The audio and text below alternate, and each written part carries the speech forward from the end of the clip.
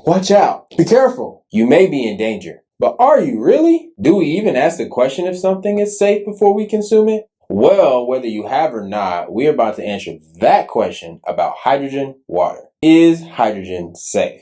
If you have watched any of my videos, which of course I suggest that you do, check them out. We have some good ones. Then you know that when I say hydrogen, I'm referring to molecular hydrogen, which is also known as hydrogen gas or H2. And we aren't just talking about hydrogen water. We're talking about the hydrogen gas in the water as well as other administration methods. To be clear, I'm talking about the safety of ingesting hydrogen gas. Hydrogen gas itself is flammable above 4%, but not when dissolved into water. We touch more on that in this video on the misconceptions of hydrogen water.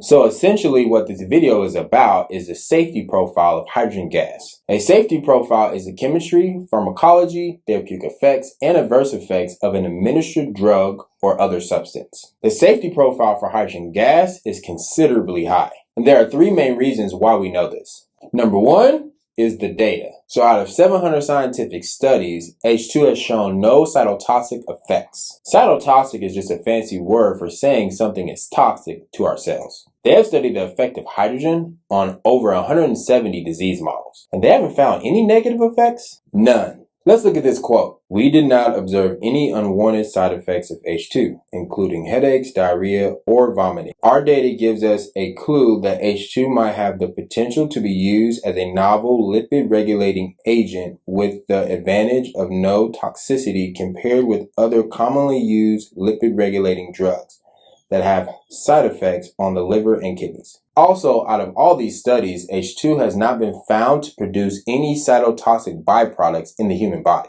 An example of this is vitamin C. Vitamin C, also known as ascorbic acid, is a known antioxidant with many beneficial effects. However, once it donates its electrons, we are still left with the oxidized state of vitamin C. This is called dehydroascorbic acid, and what was once an antioxidant is now a pro-oxidant. Because of this, it can induce toxic effects if the concentrations are too high in the cell. To quote this study, ascorbic acid or vitamin C is a potent dietary antioxidant with a double-faced character, in that it exhibits a pro-oxidant activity arising from its routine antioxidant property that generates reactive free radicals, which induces cytotoxic effects at pharmacologic concentrations. Here's another interesting quote. In addition to growing evidence attained by modeled animal experiments, extensive clinical examinations were performed or underway. Since most drugs specifically act on their specific targets, H2 seems to differ from conventional pharmaceutical drugs, owing to its great efficacy and lack of adverse effects. H2 has potential for clinical applications for many diseases. Number two, we know that H2 is safe because it's native to our bodies. We have a basal level of H2 in our bloodstream at all times, around 1 to 5 micromolars or less. So our bodies are used to having H2 in them at any given time. This is because we actually produce H2 in our gut. Humans can produce up to 10 liters of hydrogen gas per day with a good diet containing fruits and vegetables and fiber-rich foods. If you want to know more about this, we did a whole video on this very subject. This proves that H2 is not something foreign to our bodies. To quote this study, hydrogen has not been reported to be toxic at effective doses, and overdoses are unlikely as excess hydrogen is expired via the lungs. Number three, we also know H2 is safe because of experience. H2 has been used in deep sea diving since 1945. It has been used by our U.S. military since the 60s for deep sea diving, and it's been shown to ameliorate decompression sickness in that setting. The H2 concentration has even been as high as 98% with no cytotoxic effects. So this shows that even at extremely high concentrations, it's safe.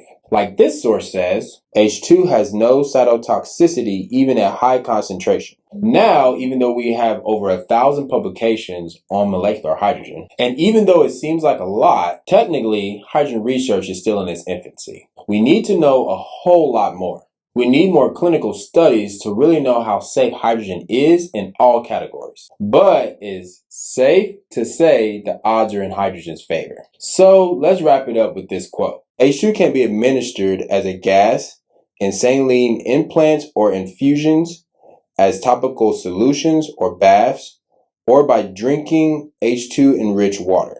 This latter method is the easiest and least costly method of administration.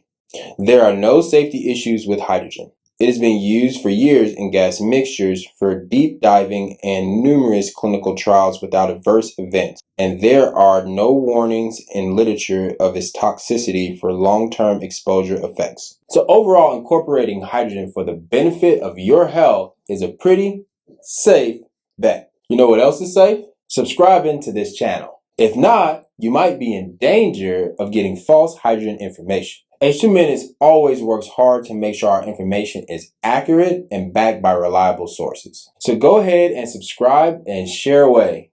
You know you want to. And that's your safe dose of H2 in 2 minutes.